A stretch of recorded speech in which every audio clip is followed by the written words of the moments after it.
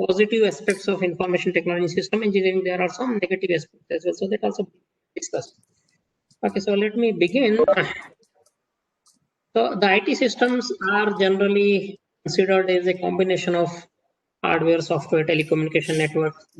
So the people are the important part of this. People build and use to collect, create, and distribute useful data, typically in organizational settings. So the focus is on these 5 rights. The data, the right data in the right place, at the right time, to the right person, in the right format. So these 5 rights are very, very important. So any of these, if a right is misplaced, then I think the data has lost its opportunity to help either the organization or the device to take a right decision. So before let me share with you one example. I just quickly read this.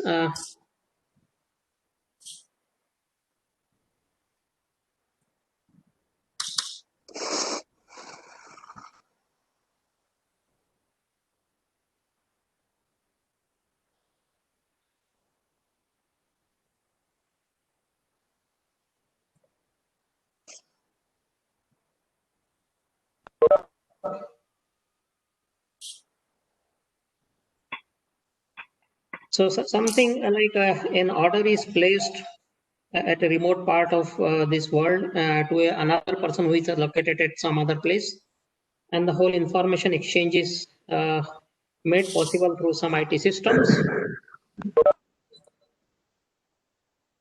And if you see the next part of this use case,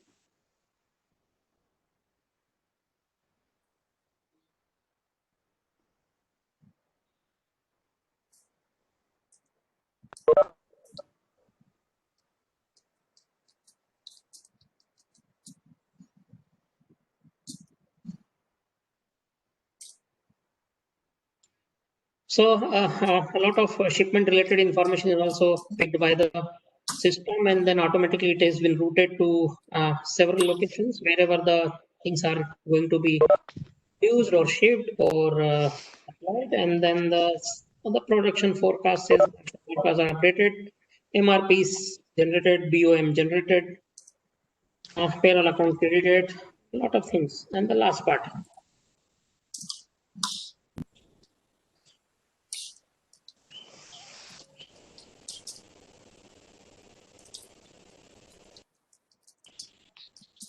So if you see what is happening here is that the IT is providing the only support that IT is providing here is the sharing of information in a timely manner, right data, right place, time, in right format. Okay, so these 5 rights once are in place, I think the job is done. Okay, so why this is because see, the success factors of IT can be linked to 3 different developments in the recent years, because the computer systems are there since 1950s. Or if you talk about the non-digital systems, the abacus, they were actually since ages. But since 1950s, we have systems. Earlier, we have not seen so much of interruption or so much intervention of IT systems in our day-to-day life and in various industrial operations. But last few years, this intervention has actually increased its span. So this because of these 3 factors: increase in the processing capabilities, increase in storage capabilities. Storage in the sense I'm talking about the data storage, and the networking capabilities. So if you see the processing capabilities, even a small chip you can put in a automobile engine, which can control the ignition system of the entire engine. Okay, so a small chip can be integrated with a lot of circuits, which can do a lot of calculations in a fraction of a second or a blink of eye. And so earlier, if you notice the 1950s, when the earlier computers were kind of a size of a room. Similarly, storage capabilities, if you see 1990s, we had these floppy chips, floppy disks, which were actually even the size of a register, and were not even able to store a passport size photograph of any of us. And now you can see the storage capacity. Small size chip-based storage can keep a lot of information, lot of data. And that can be easily stored and that can be easily accessed. I repeat, that's very, very important, easy access of this data. Otherwise, if you can store it, if you're not able to access it on time in the right format, then I think it doesn't have any significance. And the last and most important one is the networking capabilities, which has seen a lot of developments in the last 10 years, without which these two are the above two were useless. Okay, you have processing at a remote location, you have storage at a remote location, but if you are not able to network these processing capabilities or storage capabilities, then I think we have missed an important dimension. So networking capabilities are also very, very critical in this, the role of IT in the system engineering. I'll just play a small video. Let me see whether you are able to see my screen. If I play video. Yes, the screen is there. The video is not started yet, I think. Video, are you able to see my video now? No. I have to share my screen. Let me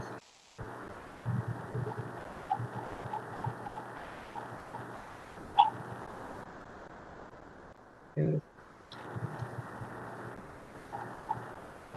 Can I get the change role to? Am I the presenter of this? Yes, I think you are.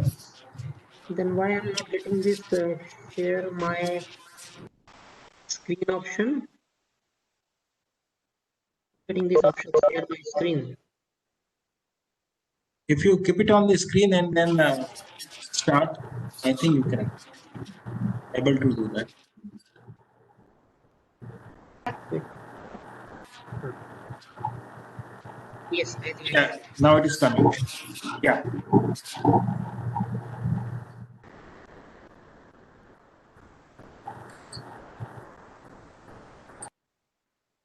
Audio is not coming.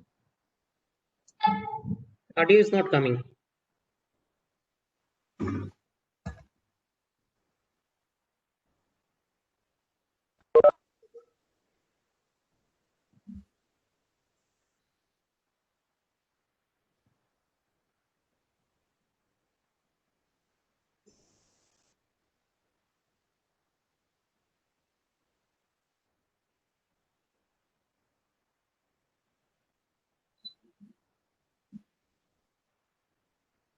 Let me show you here. Yeah.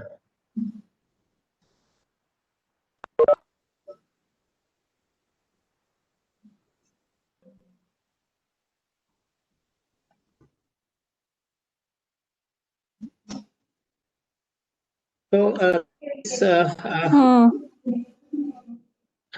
could you see the video? And now it is coming, I think. Wait.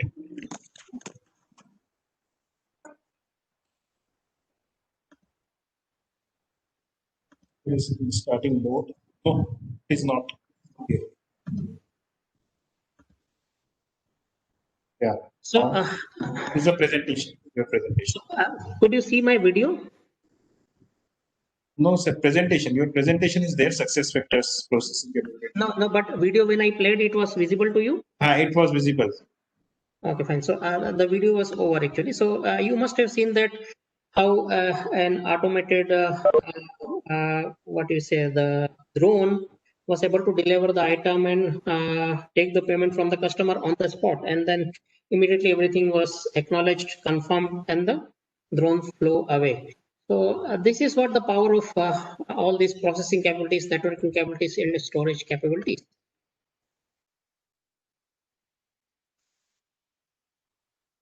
So if you see, this is what is being seen in last few decades. The microprocessor clock speed is continuously increasing at exponential rate. And similarly, the transmission speeds, ability to transmit the data over the wires, and it is also getting increased. So the IT systems are able to facilitate the exchange of information, and rest has to be taken care through several other mechanisms like algorithms, maybe the devices, or maybe the capabilities of the devices to acquire and store and then transmit this information. Just give you a brief idea about the differences between data and information, because this is where the systems are able to communicate with each other. So if you talk about the data, data is a raw facts figures but without having any meaning, right? So it is when it travels on the wires, it is the data. But when it is received at the destination and converted to a shared meaning, then it becomes information. So this is very, very important, because the moment you type your password or username at one end, or if you swipe your card in the ATM machine, it actually gets converted into the data, and then it flows on the wires, and the destination again it gets converted into information. So until unless it does not have a shared meaning, it is actually useless for the systems to recognize the importance of the data.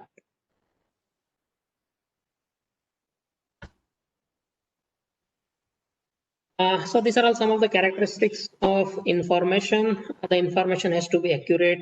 It has to be timeliness, somewhat related to what I said about the 5 data rights. So it has to be complete in all aspects. So insufficient information will not be useful to complete the operations, and then it should be relevant and it should be adequate. These are the 5 important characteristics. And there are varieties of information that can be consumed, or that can be generated, or that can be acquired. I repeat, the information, there are varieties of information that can be acquired, variety of information that can be stored, or variety of information that can be generated.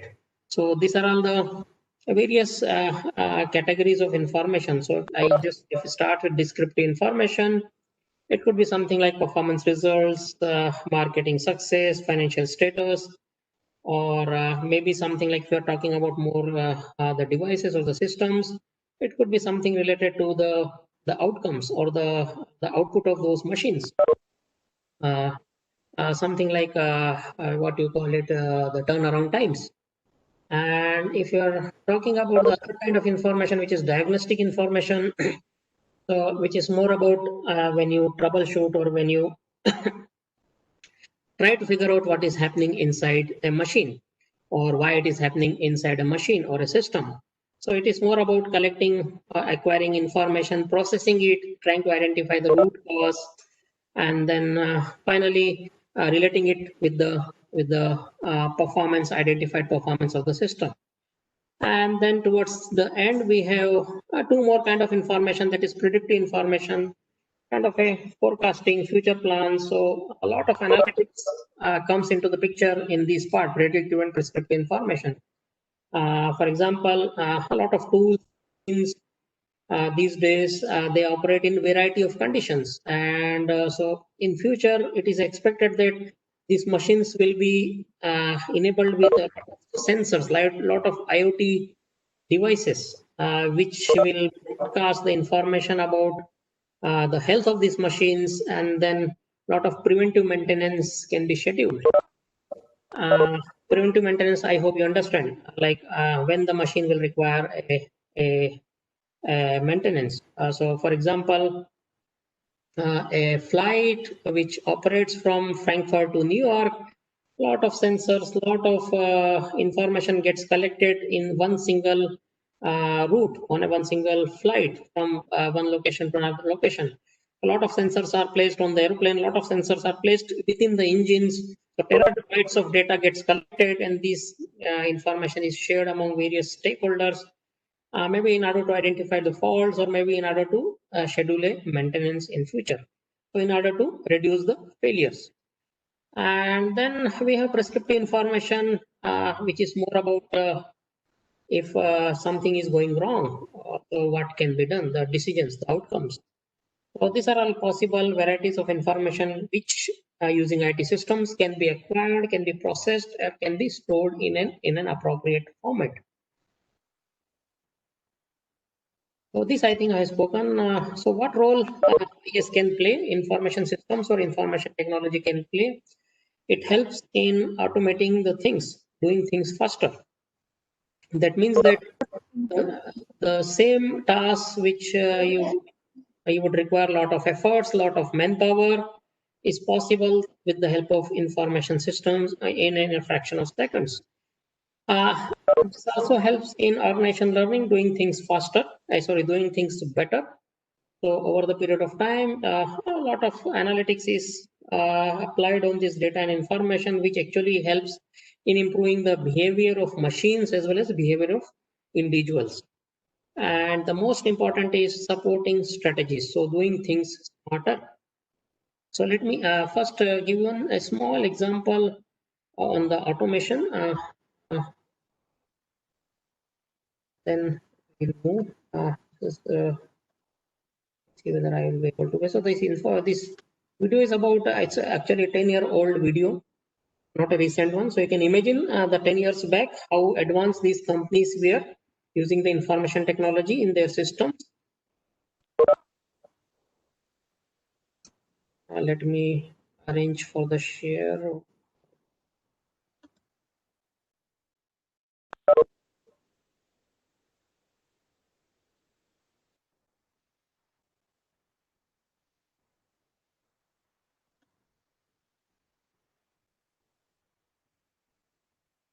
So video screen is visible now? Yes, it's visible. Yes, sir. Yes, so I'm playing it.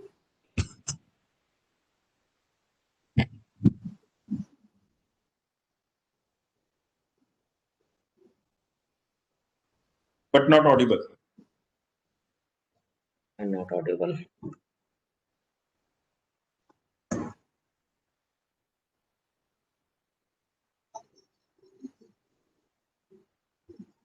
Now it is audible? Oh, Okay, so then let me show you the video itself. So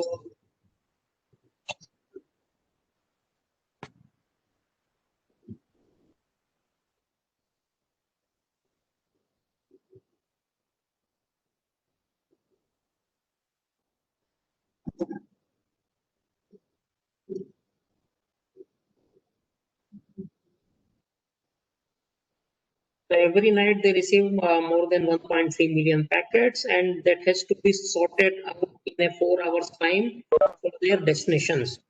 And through an automated conveyor belt using a lot of robots.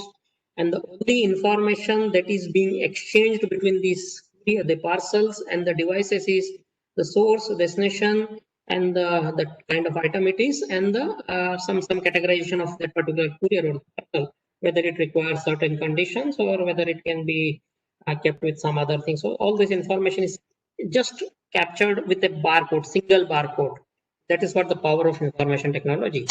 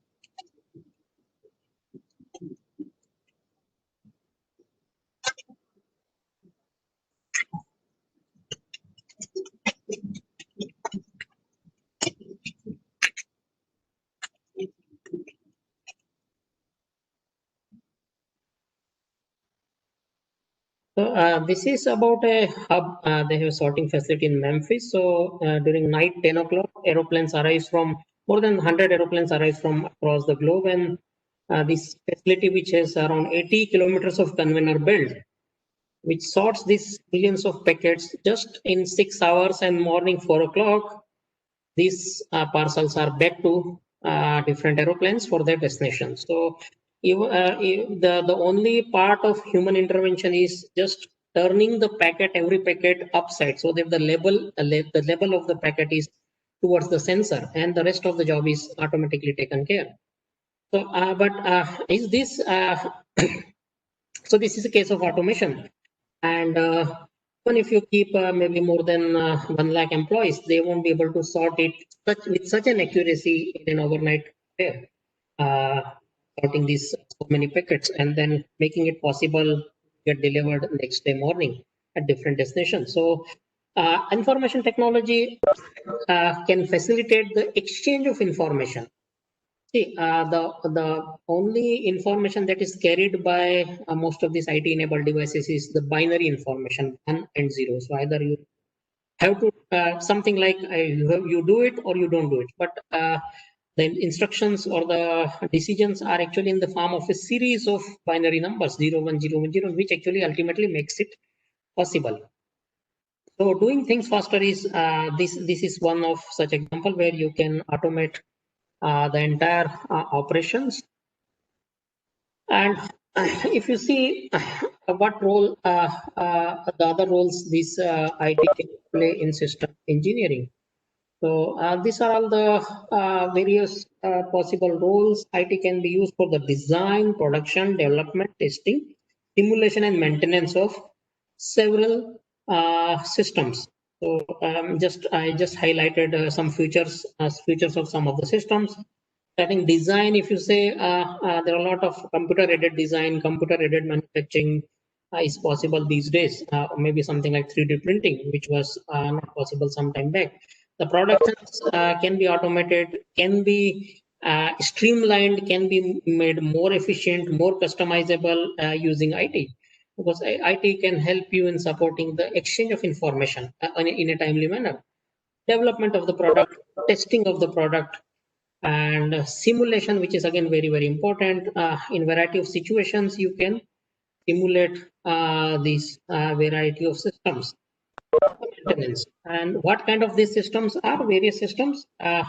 It can lead to when you do it, when your design, production, development, testing, simulation, maintenance are IT enabled, it can help in developing reliable systems.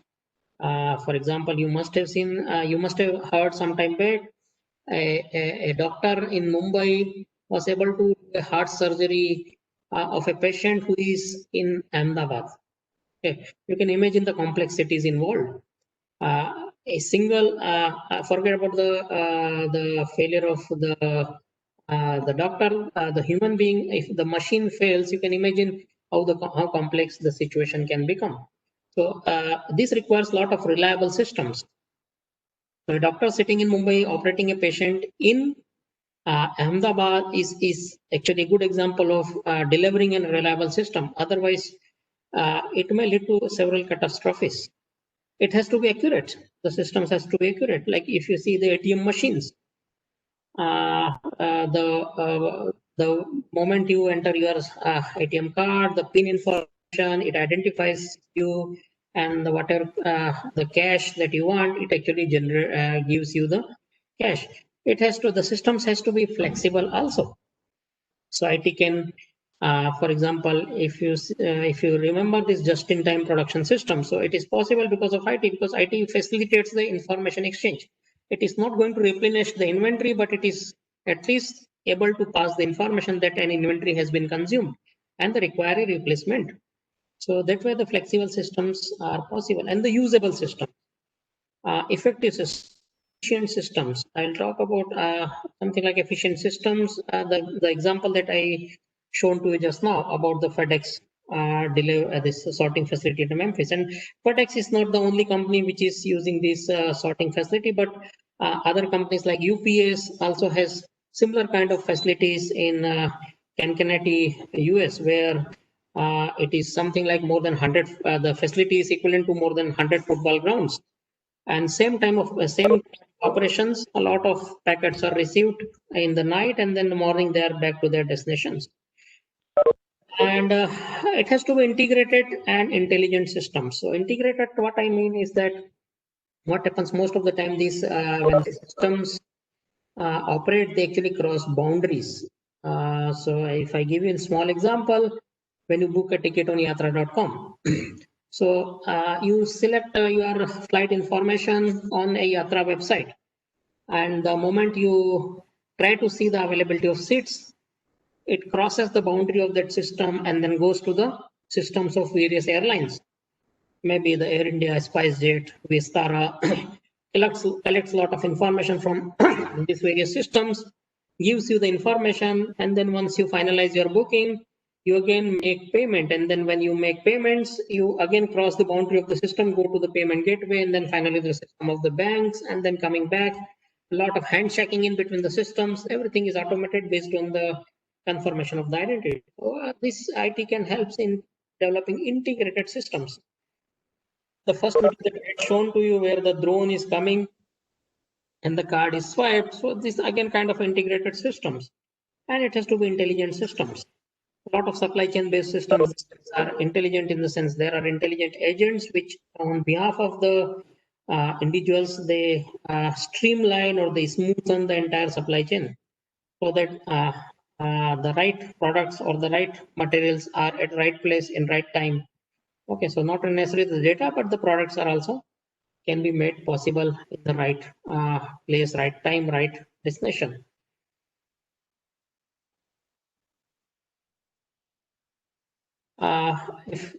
If you see the, if I give you the example of an effective information system which can help is something like this when you do business process reengineering. So I hope you are familiar with this concept. Business process reengineering is kind of a radically redesigning the entire process. So it is different from automation. Okay, so radically redesigning something like uh, if you go to bank and then for withdrawal of money. So rather than you going to the bank, you go to an ATM machine and you provide your identity, it will dispense the case. So that is an automation. That is not a radically redesigning the process. Radically redesigning is something like starts from scratch. Altogether a different kind of payment system that you develop. So the differences, the automation and the business process reengineering is something like this. I will give an example as well after that. So the business process improvement is incremental in nature. You just modify, you increment the process to a marginally better. But if you go for a re-engineering, it is radically redesigning. Means you start from zero rather than, so the existing process is not under investigation in re-engineering. Rather, you investigate the existing process when you do the improvement. But in re-engineering, you actually completely re-establish the process. So if you see the starting point, in the case of improvement, it is the existing process. In case of re-engineering, it is a clean state. So here is the role of IT. The role of IT is more in the process re-engineering part. So primary enabler of technology, primary enabler technology for business process re-engineering is the IT. If I give you one small example, it is from these two. This case, Ford. So if you see these examples, quite old example, but widely referred when we teach business process reengineering. So it is something like how the payments were made to the vendors by the Ford. So if I go by the sequence of steps, the purchasing department places an order to the vendor. Okay, a copy of order is given to the accounts department. Once the vendor ships the product, it sends an invoice to the accounts payable department. Okay, and it also gives a copy of this invoice and the goods to the receiving department or the warehouse. And the warehouse actually mark a copy of these receiving items. So because it's not necessary that all the items which are invoiced are delivered. So the warehouse department places the information with the accounting department, and these guys, accounts payable department, will keep on fetching the document received from the purchasing department, from the vendor, and from the warehouse. They deputed around 700 individuals. I repeat, around 700 individuals. The task was just to match these three documents and verify the payment. So the document received from the purchase order, document purchase department, document received from the vendor, document received from the warehouse, and together they are matched. And once there is a match, the payments are released to the vendor. But they improved this process. How? With the help of information systems. So rather than having three different copies of the same data, they created a single source of database. So purchase department, while placing the order, will feed the data into the database. Same data will be accessed by the warehouse people and will be matched against the purchase order, whatever items has been received, and the system will match this information, and accounts payable in a fraction of a second will be able to verify what was ordered and what was received and what has to be paid. So same 700 individuals, after bringing this information system in place, this IT system in place, were replaced by just 40 individuals. So out of 700, now the Ford procurement process just needs 40 individuals at accounts payable department do the same job, which was done earlier by 700 individuals with the help of a re-engineered process. So earlier rule was we will make the payment when we receive the invoice. Now the rule is we'll make the payment when the goods are received. So this is what the power of information systems. So if you talk about value chain, I think you must be familiar with value chain. So every organization has primary activities, every organization has support activities. So primary activities may be inbound logistics, operations, means gets converted into finished products. There are outbound logistics, and then marketing of sales and the services. And then there are support activities like planning models, automated personal scheduling, computer-aided design, kind of a more R&D and support staff. And then there is the online part. So in every aspects, IT can play a role. For example, if you see, we can have automated warehouses, RFID enabled device, the warehouses where the items will be noticed by the system automatically rather than somebody entering the information about the consumption of the items or replacement of the items in the in a explicit way to the system. So it gets automatically collected. Flexible manufacturing, I think you're familiar with this, and then the automated order processing. So rather than order is getting placed to the front office and then getting converted into the binary information in the systems, then we can have provisions of automatic order processing where the systems will be created in such a way that the customers can place order on the system rather than an individual taking the order and feeding the information system.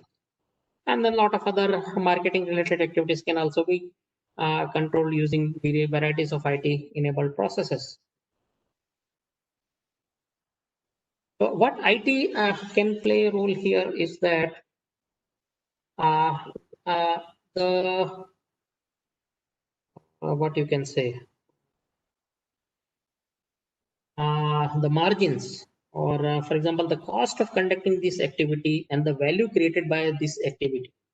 Okay, so the cost of conducting or organizing these activities and the value created by this activity, IT can help in reducing increasing the margin between these two. So either it can increase the value created for the customer or it can reduce the cost of conducting the same activity. So both way the margins will increase and ultimately the companies will become profitable. So IT is also making the changing the rules of competitions in different varieties of ways, something like changing the industry structure, creating competitive advantage, spanning new businesses. So a lot of new businesses are created because of IT. For example, the Uber kind of business. So even now this has become a keyword. A lot of other varieties of logistic companies are becoming Uberized. So something like Googling, and the new keyword is now coming up in the industry, Uberization of logistics, where what is required, where, what time, what place, and that's what the information IT-enabled processes will make it possible. Which is what the Uber model is. So who needs what? So Uber is just an IT company. It is not neither a taxi company, neither a travel company. It is just an IT company which is providing information who needs what and where, and that's it. It is bridging the gap, and then it is making it possible to book your taxi from anywhere just using your mobile device. And it is also possible, the information technology is also creating competitive advantage. For example, if you see uh, the 1990s when ICICI Bank came into the banking sector. So the biggest bank at that time, and even today, was the State Bank of India. The largest number of branches across the globe, across the country. ICICI was not able to fight with SBI on the basis of number of branches. So what it did is, rather than creating more branches or establishing more branches, it started creating ATMs. So why customer need a branch? If I can fulfill his requirement using a ATM automated machine, and that's where the role of IT was. So the earlier the competitive advantage was because of number of branches, and ICICI completely changed the competitive advantage. Now it is on the basis of number of ATMs. More ATMs you have, more value you create for your customers, and then you win the marketplace. So a lot of times these IT-enabled things create competitive advantage for various firms, and it also changes the industry structure completely. So, for example, earlier sourcing your components from Taiwan or maybe somewhere in Europe was difficult, but with the help of information and communication technologies, you can source your components, deliver it at some different locations. For example, the example I had shown you initially, the first few slides, a Paris-based salesperson booking an order for a Indian customer or a maybe US-based client, and then the things are getting manufactured in Taiwan, assembled in China, and then finally delivered through a company who is based in Singapore, delivered in USA. So a courier company who is based in Singapore. So changing the industry structure is possible with the help of IT, and IT is only supporting the information exchange, nothing else. So IT can also create wonders if you can identify these two important aspects of any system design. So whatever systems you are designing, if you know what are the physical components and what are the information processing components. So for example, what physical tasks are required to perform the activity, that comes under physical component, and what are the information processing components required to complete the task, that comes under the information processing part. So if you create a grid using these two,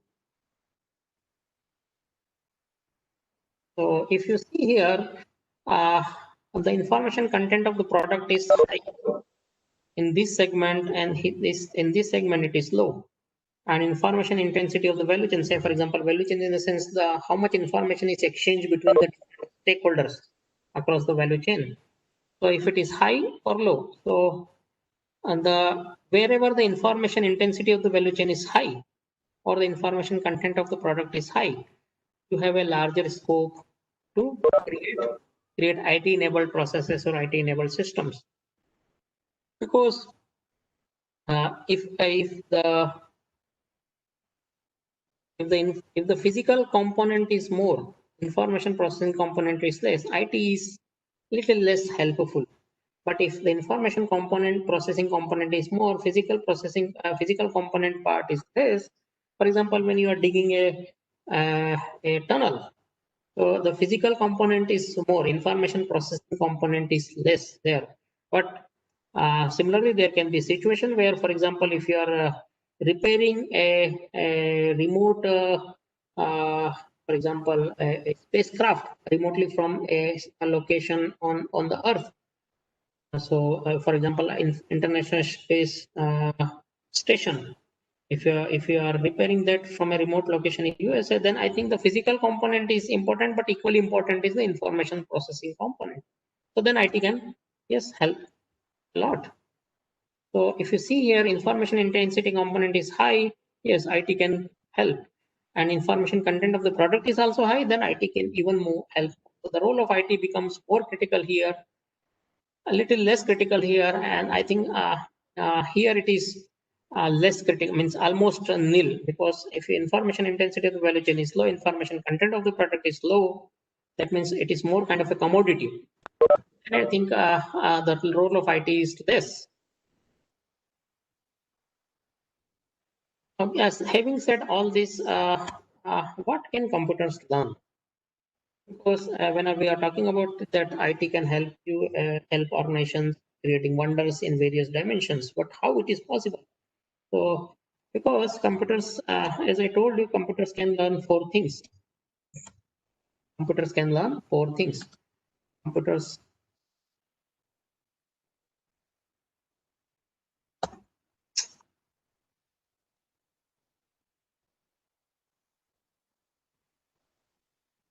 computers can learn these four things.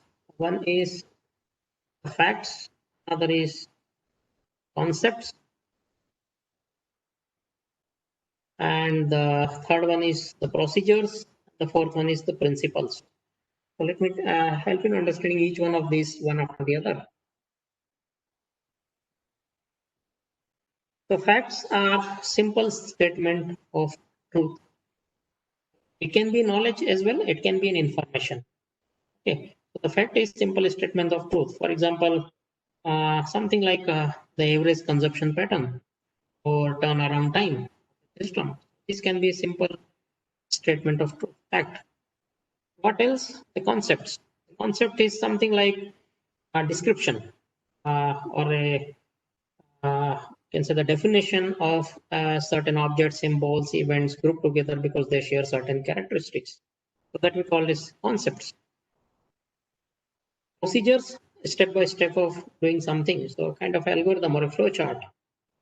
The last one is the basic truth, the general truths or laws. So something like the number of digits or the additions, deletions, what are the, how will you add two numbers, how will you subtract two numbers, division, multiplication, all those things. So there are some principles that are general truths, which basic building blocks of information system. Nothing but the addition and deletion, addition, subtraction, multiplication, division. So these four things computers can learn. Computers can learn facts, can retain the facts, can store the facts, can learn the concepts, can retain the concepts, can store the concepts, can learn the procedures, how to do something step by step, and then can also have some basic truths which can use for these concept definitions and the fact definitions. So as I told you, computers are good at reading facts and learning concepts. So two things are coming here by following procedures and principles. So these are all possibilities in computer systems. Does IT matter in today's world? See, one of the greatest advantage of IT across the globe is that it has been standardized to a very, very large extent.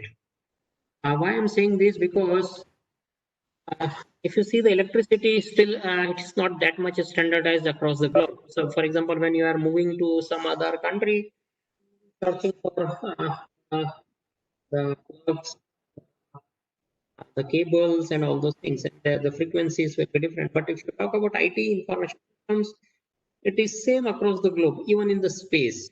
So that it has standardized to that extent that you can plug and play anywhere, any part of the country. So, but because of this standardization, it also has also become a commodity rather than a proprietary technology. So because of this, what is happening is that IT is losing its charm because it is more kind of infrastructure technology, kind of shared technology rather than a proprietary technology. So Any company can buy an ERP, can have an automated manufacturing systems, or for example, if I refer back to my example that FedEx, the same kind of capabilities the other courier companies can also create. UPS, maybe some other courier company, but provided that the company has that large volume to handle it. For example, a company like DTDC, which does not have this much of volume,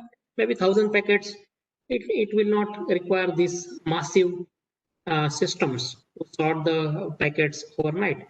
But if a company like UPS, which also does deals with this large volume, may require such kind of systems. But if both organizations can have such kind of systems, then where is the competitive advantage? Because both are able to have access to this technology, so it has become less proprietary infrastructure. So where is the competitive advantage gained from the IT? So I will come on a grid.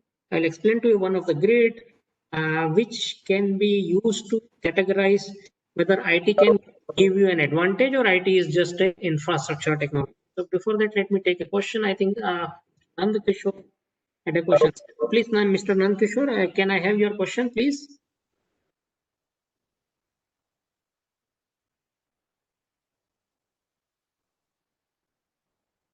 Someone has raised the hand. Let me see.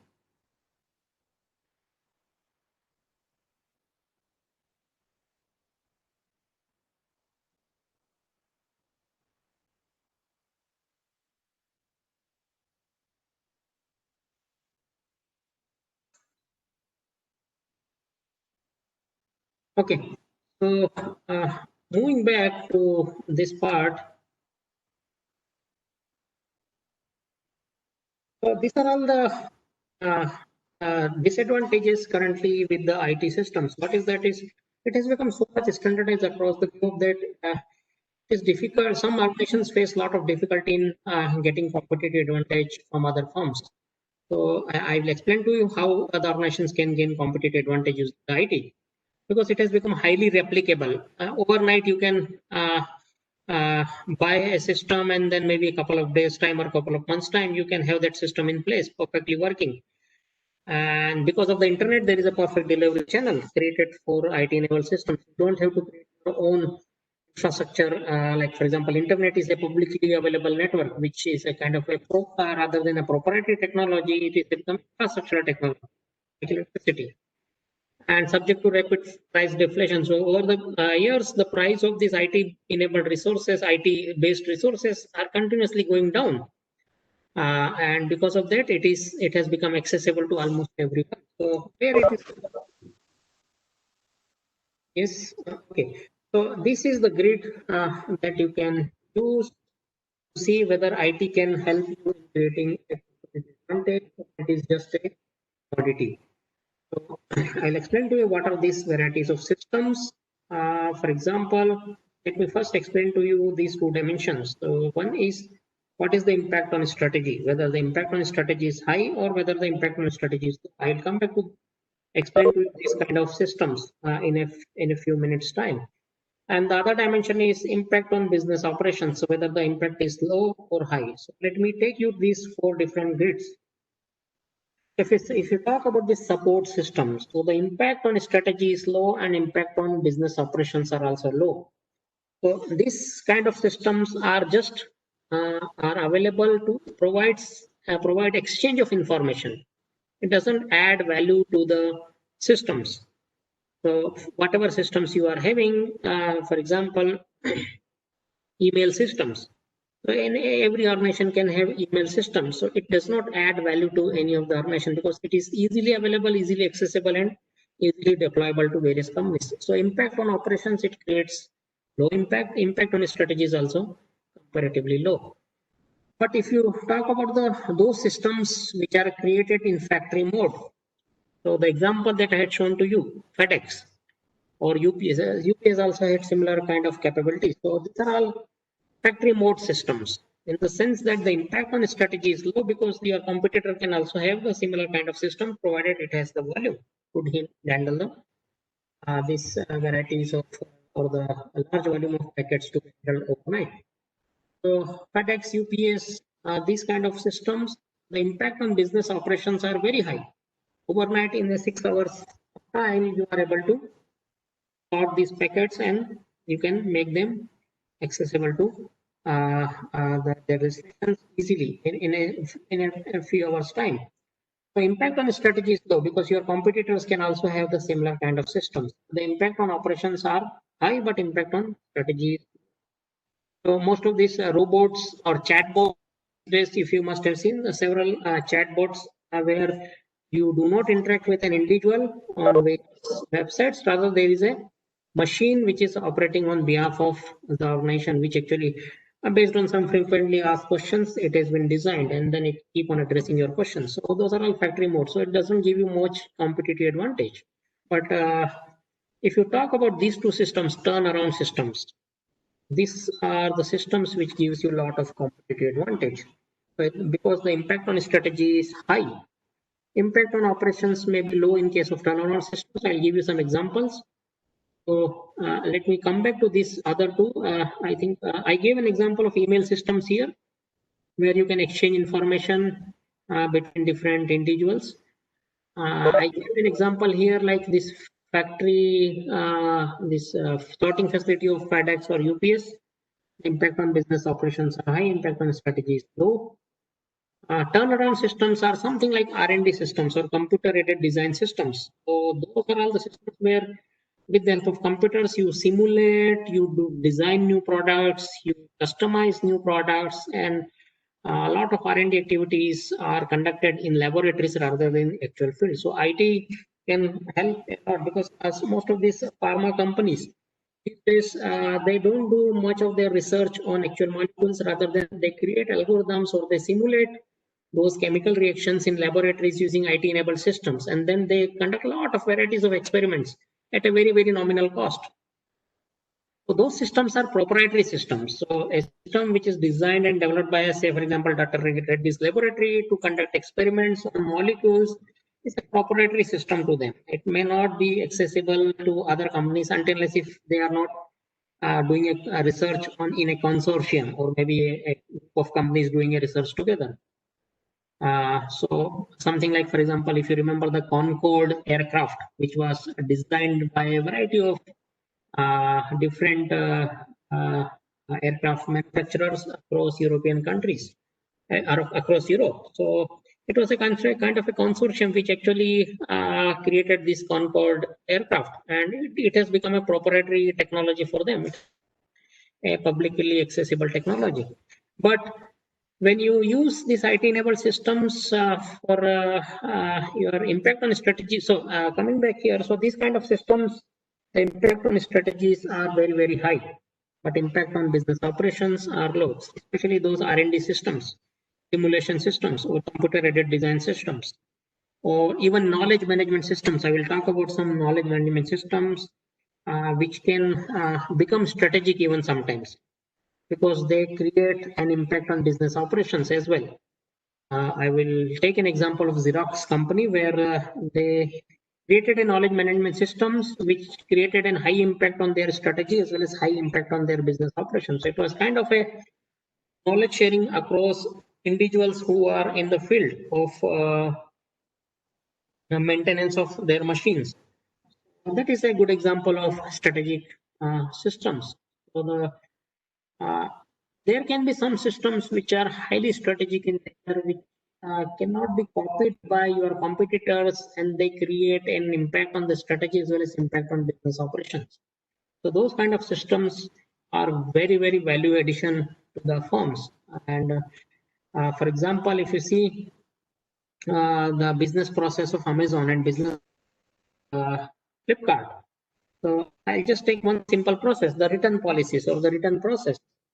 So if you see, both are having the same kind of internet technologies, both are having the same kind of logistics of the systems in place, but the return policies, return processes are completely different. So if you see the Amazon, the moment your product is picked back from the customer's door, if you have chosen the refund in your Amazon Pay, I think in a 24 hours of time, or sometimes even within 6 hours, you get the refund, you receive the refund. But if you talk about some other companies like Infibeams or maybe something like Flipkart, they have an entirely different process. The process is something like they will refund to you once the product reaches to their warehouse. So the impact on the business operations are high in case of Amazon. You immediately close the call. The only remaining part is the receiving of the goods at their warehouse. The customer is immediately paid back. So the impact on the business operations are high if you have these kind of systems. And impact on strategy is also high because it actually kind of a selling proposition for the organizations to attract more customers. If you have good return policies or favorable return policies for the customers, these kind of processes are having more impact on the strategy as well as more impact on the operations. So this comes under the strategic systems. I'll give you one example of factory enabled systems and one example of turnaround systems. No, sorry, I will take an example of factory and strategic systems. Okay, I'll give you some examples of these two kind of IT. So if you talk about this factory support systems, so you must be familiar with IT providing facilities in terms of automation, automated material handling, manufacturing, flexible manufacturing, robotics, and numerically controlled equipments. A lot of these assembly lines, their systems are more often numerically controlled. Even if you talk about these aircrafts these days, so most of these aircrafts now, except the takeoff and landing, most of the times they are actually flown by flown in autopilot mode, or flown by computer machines, computer systems. So that is a good example of creating impact on business operations rather than the strategy, because same kind of aircrafts are accessible to everyone. It is not accessible to you only because, for example, if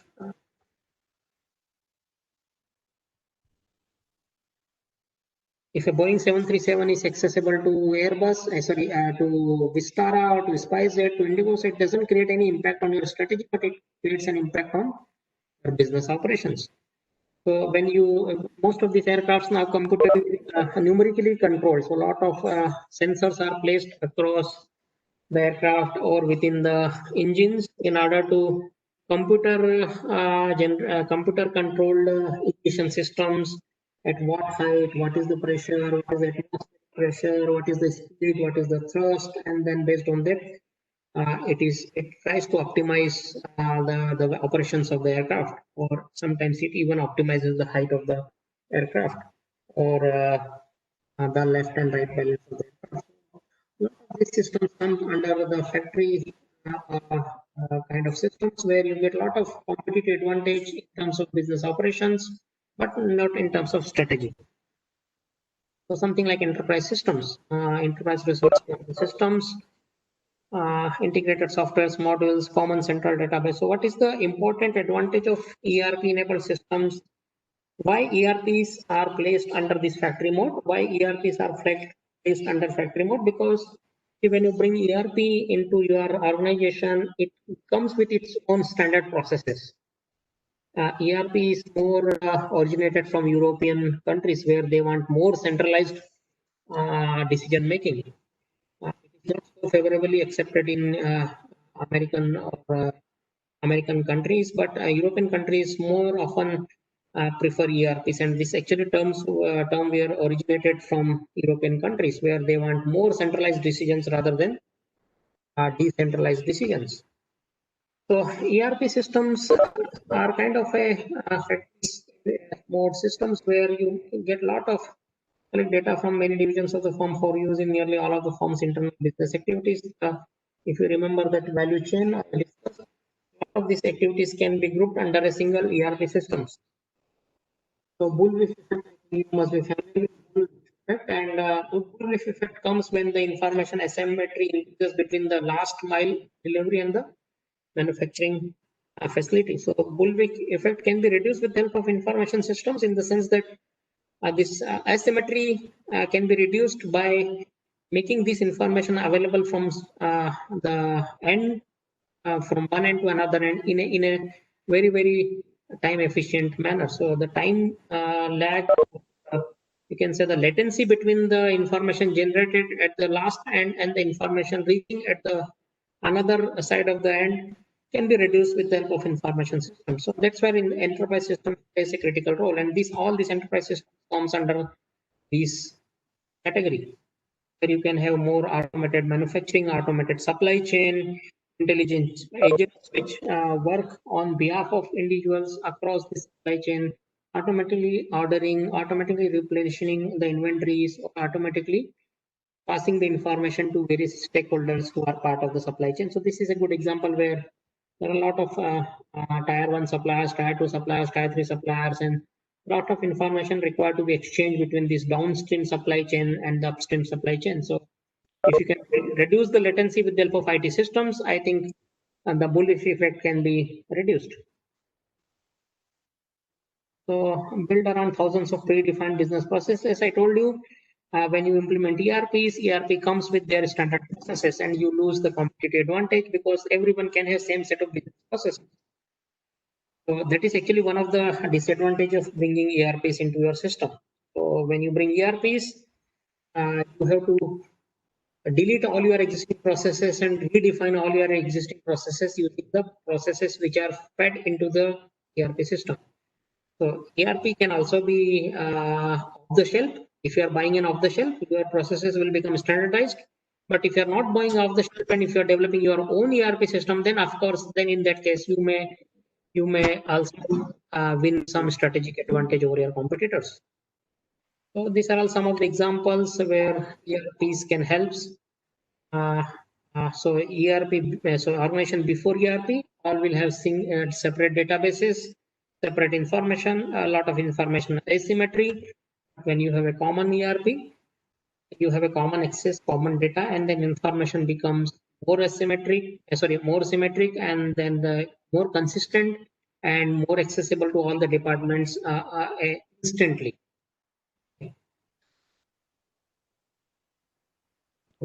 This, I'll just skip this part. I think must have talked about. Now what I will discuss is the strategic part. What kind of systems can help in this strategic domain where the impact on strategy is high and impact on business operations are also high. Let me talk about this a little bit. So knowledge management systems are actually part of these strategic systems.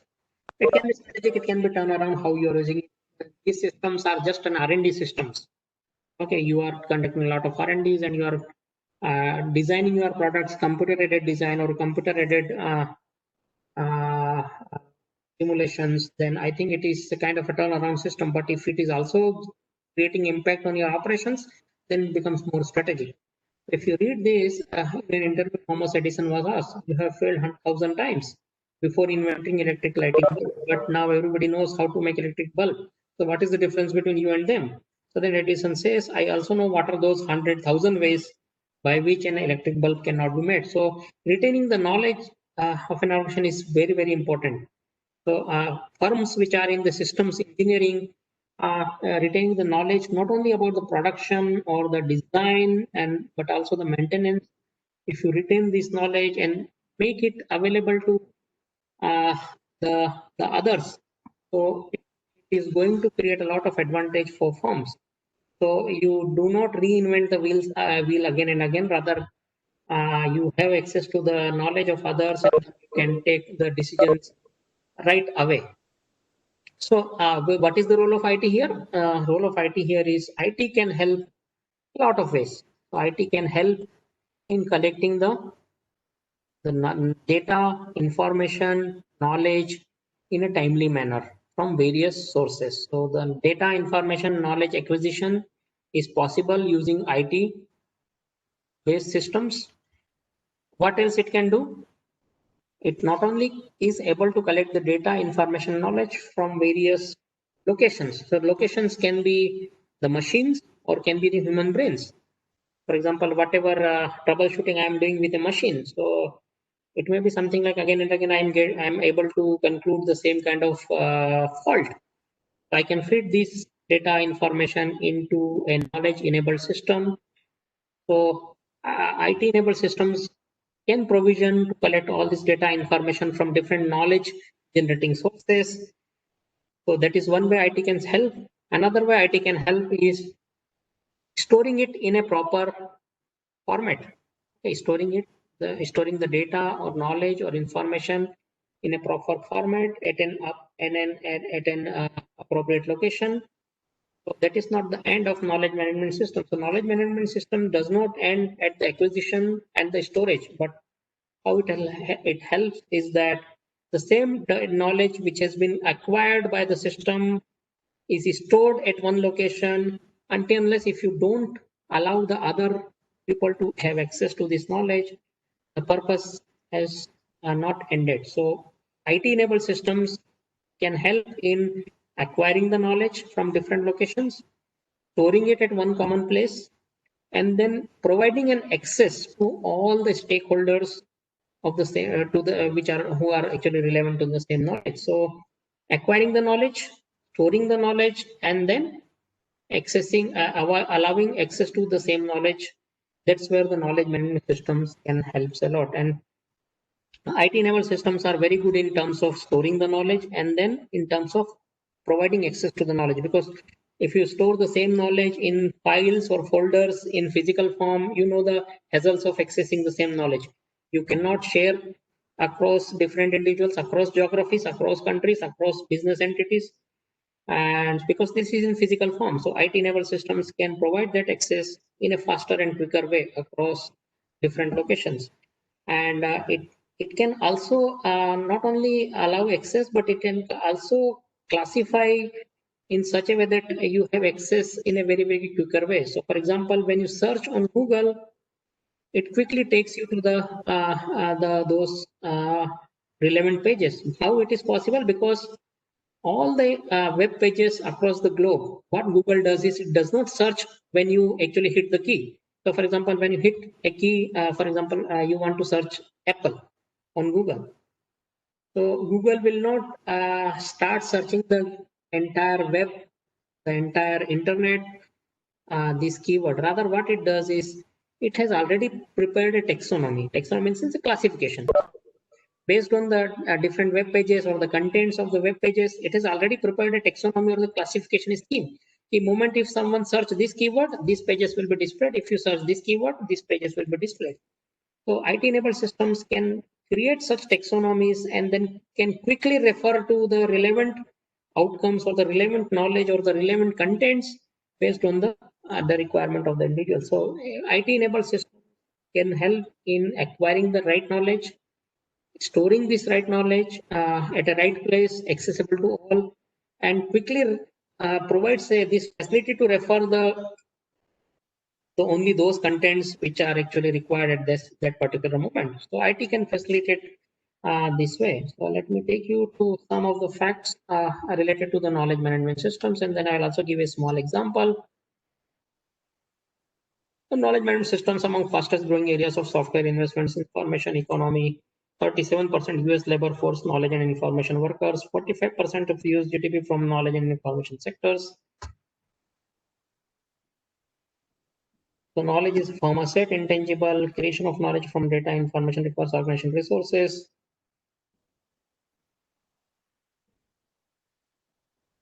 So knowledge has different forms. It has to be documented. It has to be documented, and then it has to be allowed access at various occasions.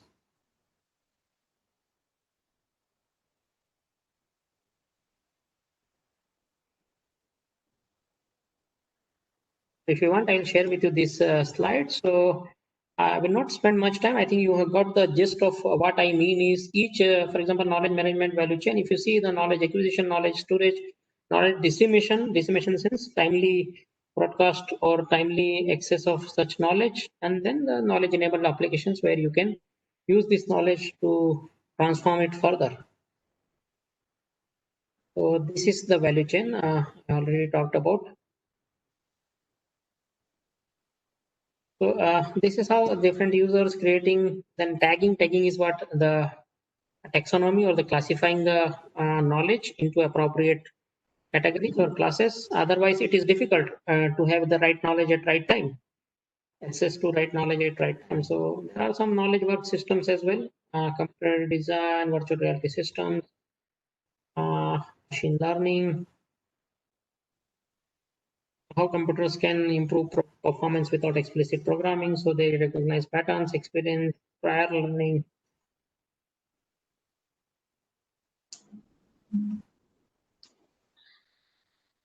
I'll give you an example of this Xerox Corporation. This project was helpful for them in the strategic front. So let me take you back to this one. So they created a knowledge management system where what happened whenever their field persons, whenever they used to visit to repair any Xerox machine, faulty machine. So there are a lot of troubleshooting they used to do. They will check one component, another component before they finally arrive at a conclusion where is the fault. So a lot of time they have a specific procedure to check all these things, but that was not documented. And so what they did is on every sales call or every field call, they started documenting these procedures. And then based on this, for example, one service engineer, when he visited a particular call, and when he diagnosed a machine based on various parameters, and then finally concluded this was the fault. So the same data, information or knowledge was fed into the system. And when next time similar kind of call is received by any other service engineer, so he will search this knowledge system to see whether there was any earlier patterns or there was earlier similar call, and what was the conclusion and what was actually done to address that call. And then that way, rather than reinventing the wheel again from zero, the system was able to help the other service engineers to quickly arrive at the conclusion and where is the fault, and then rather than visiting the same place multiple times. So for example, before visiting the same call, I will at my own desk, I will first assess the situation, and based on the historic data, information, knowledge, I'll try to figure out what could be the fault. And then accordingly, I will plan my inventory or the devices that I'm going to carry with me so that I may not visit the same call twice. So first I'm going there and visiting it and then identifying the problem, coming back to my desk, and then collecting the required inventory, the parts and the devices, and then going back and then repairing it. So those sales calls the visits can be reduced with the help of such kind of systems. So the impact on strategy is high because you can have your customers happy, and the impact on business operations are also high because you can a priori decide what could be the possible reasons of failure, and then accordingly you can rather than visiting multiple times, you can reduce the number of visits, and then you can visit other customers in those spare time. This is an example of strategic systems. Let me quickly take you to the business case.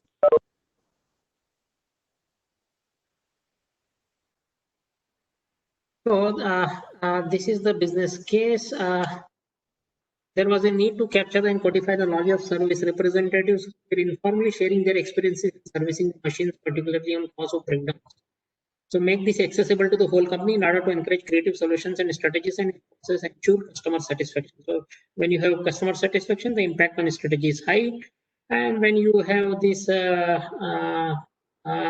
faster solutions, it actually affects your business operation. So the objective of creating such a project, such a knowledge enabled system, was to find the most appropriate means to share the decodified knowledge by the whole company. So earlier it was not codified.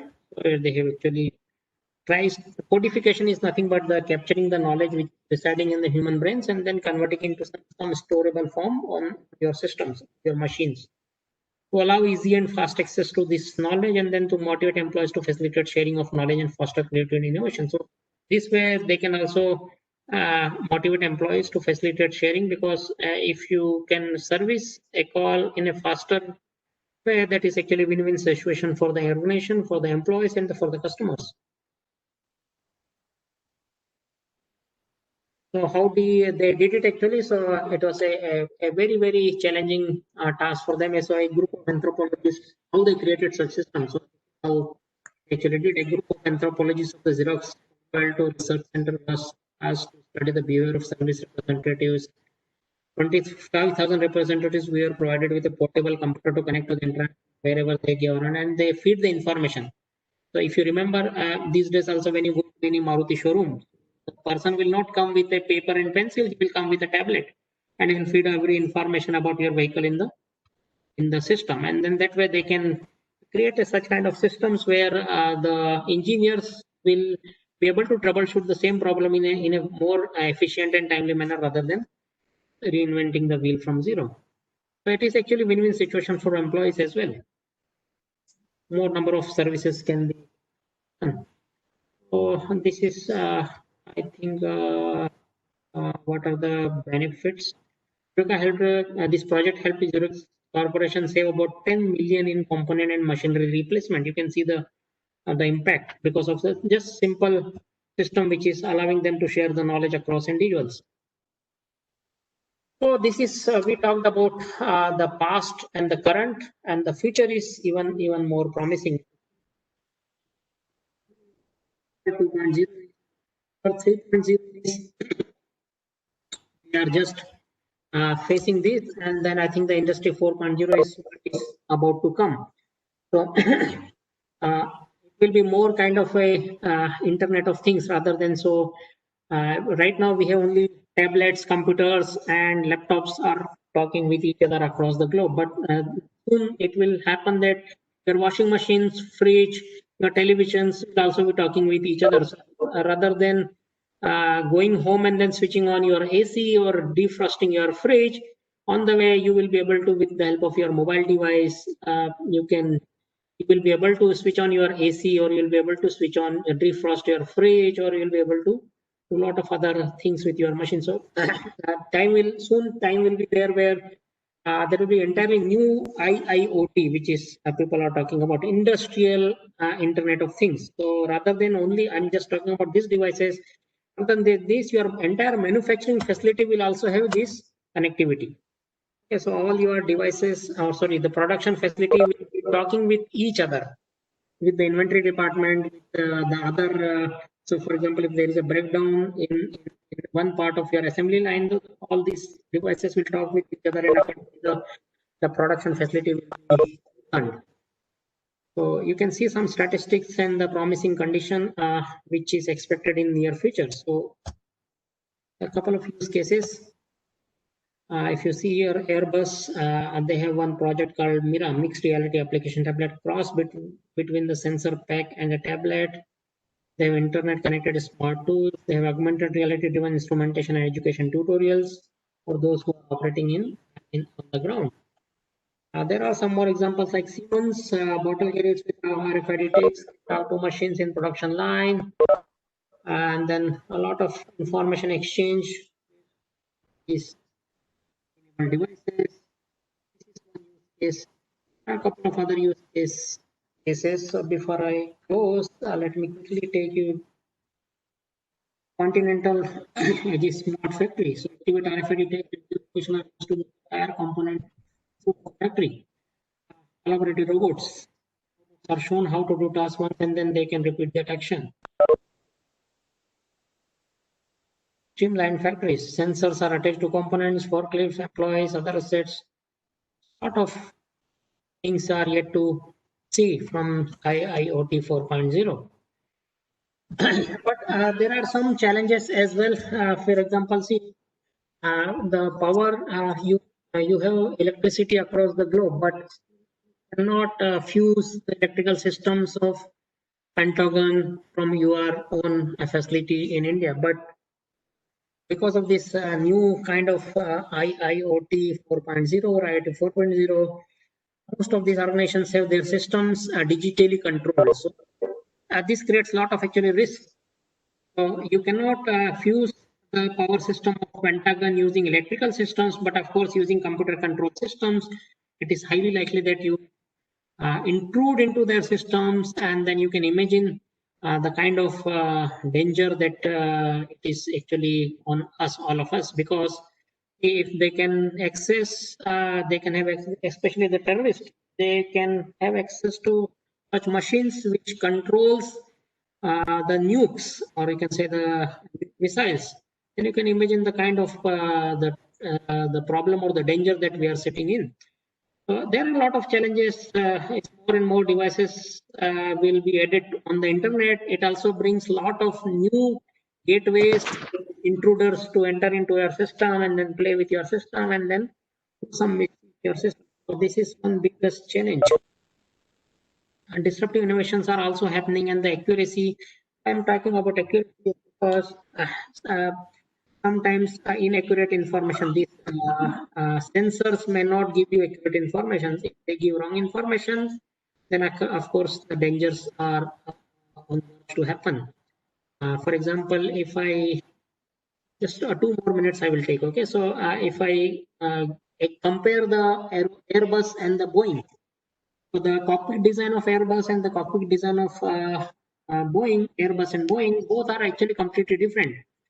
The difference is something like this. So in Airbus, all the readings or all the information is displayed in front of the pilots, and pilots have the complete authority to override the computer controlled aircraft. Okay, so if computer is controlling the aircraft, so pilots can override the decisions of the aircraft and then can play the aircraft.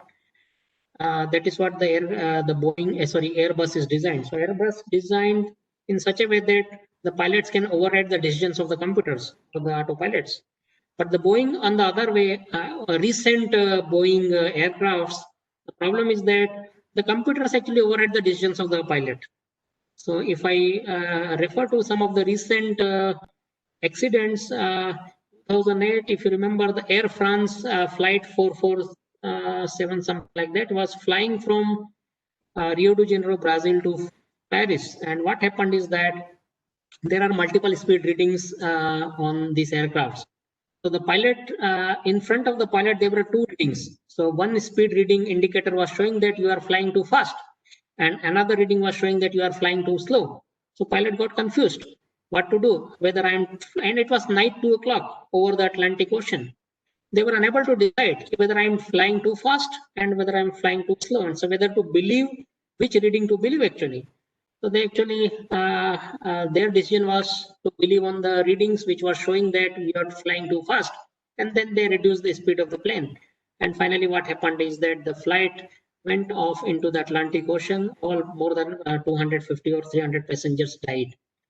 So that is where the catastrophe happens, when you have these computer control systems, and how much control is in the hands of the humans and how much control is there in the hands of the computers or the machines. And if you talk about the Boeing, similar catastrophe is, so I'm not saying that Boeing's cockpit design is superior than Airbus, or Airbus cockpit design is superior than Boeing, because both sides accident. The example that I gave of computer was not given the supremacy over human decisions, but in case of Boeing, where the computers can override the decisions of the individuals, that is there also the catastrophes happen. So if you refer recent Boeing 737 Neo accidents, the Lion aircraft and the Ethiopian aircraft, the problems were the computers, because computers were trying to override the decisions of the individuals, and that's where the individuals were not able to control the system, the aircraft, and then the aircraft went into certain side, and then it went off on the ground. I'm not advocating any of this, but I'm saying is that the right combination of decision making between the computers and between the machines has to be maintained. Otherwise, there can be black swan events. So I think black swans are rare, high impact, and predictable events. If you don't predict these events, you can only create the explanations of these events in future. Okay, so I repeat, if you are not able to predict these events, the black swan events are very, very high impact. They are rare, means they will not happen frequently, but the moment they happen, so the probability of happening such events is very, very light, 1%, but the impacts are very, very high. So I'm not saying that they do not happen, but when they happen, the impact is very high. So in such Like corona. In such situations, you just only create the you only just devise the explanations rather than predicting such events. So with that, I close. If you have any questions, ready.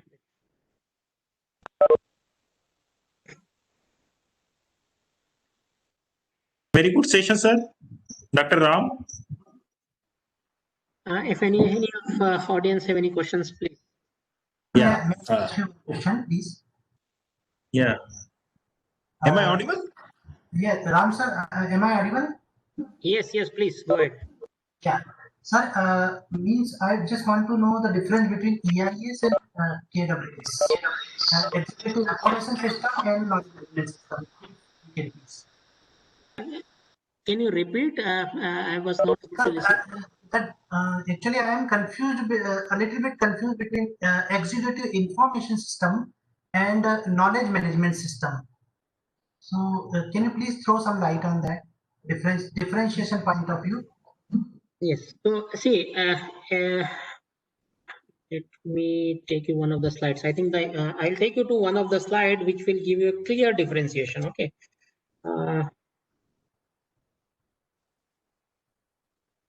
Let me share my content. Else, if you have any questions, you can chat box. You can just share using the chat box so that I will come back on the chat box and address your question.